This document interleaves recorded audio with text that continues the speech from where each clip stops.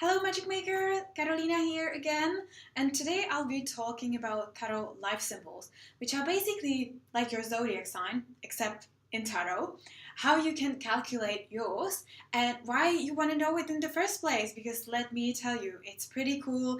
You are gonna learn a lot about yourself and about your life, so let's dive into it.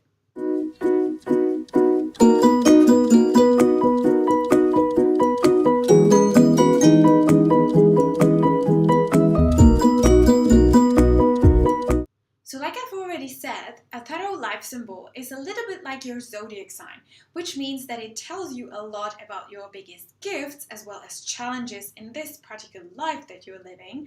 And it also shows you which topic or area of your life has the biggest growth potential for you. It's probably the one that you're struggling with the most at the moment. I'm sorry, but that's how it goes. And that's really the whole point of knowing your life symbol in tarot, because it's gonna enlighten you a lot about why some particular things or issues or topics are such a big deal for you in this life, while others are totally okay and they're not a big deal at all, and why some things might be happening in your life and how you can handle them as well. And it will also show you what you are supposed to learn from the situations that you're struggling with and how you can approach them. So, how do you calculate your life symbol? So, it's pretty easy, pretty basic. It's basic numerology, meaning you take your date of birth and you add all the numbers together. Now, if the final number is greater than 22, you add those two numbers again. The reason why you do this, and I'm going to show you in like a little screenshot in a while how to do it on an actual example, so don't worry if you didn't get anything from my explanation now. But the reason why we don't go over number 22 is because for this purpose, we use only the major arcana cards, and there is only 22 of them, with the 22 being like the zero, like the fool. And then obviously from 1 to 21, you have the card that has the according number.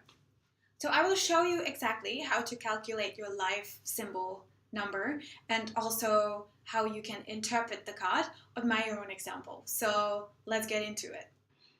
So this is my date of birth, and what I'll do is that I will add all the numbers together, and in total they make 27. But because 27 is greater than 22, I will also add 2 and 7, and altogether it makes 9, which in the major arcana is the number for the hermit. So that's my life symbol.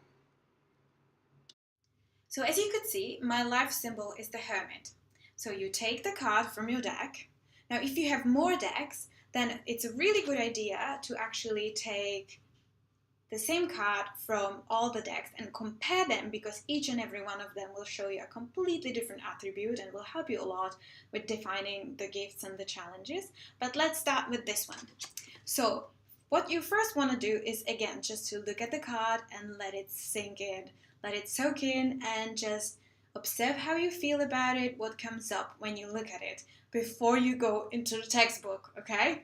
So to me, the hermit is all about seeking the truth, which already tells you my topic in this life, number one, is searching for the truth, whatever that means for me, my own personal truth.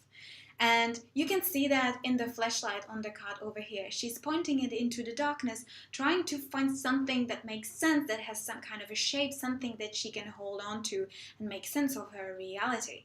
Another thing would be solitude, that goes hand in hand with hermits a lot, right? Like hermits that they always go on their journeys alone. So one of the gifts I have in this lifetime is that I'm capable of being alone, and I actually love it. Which is true. I love being around people, I love socializing, but I also need to recharge a lot, and I actually spend much more time on my own rather than with other people. And if I don't have that, I get really exhausted. Now, the challenge here would be not to drown in your loneliness, or being able to actually ask for help and to seek other people when you need them, not keeping everything inside just for yourself. So that would be an example. Now, again, now if you compare these two cards, I never know how to put them. Oh my god, like that. Yes, yes, no, still not done. Like that, yeah. This one is much darker. That's the one from the Fountain Tarot.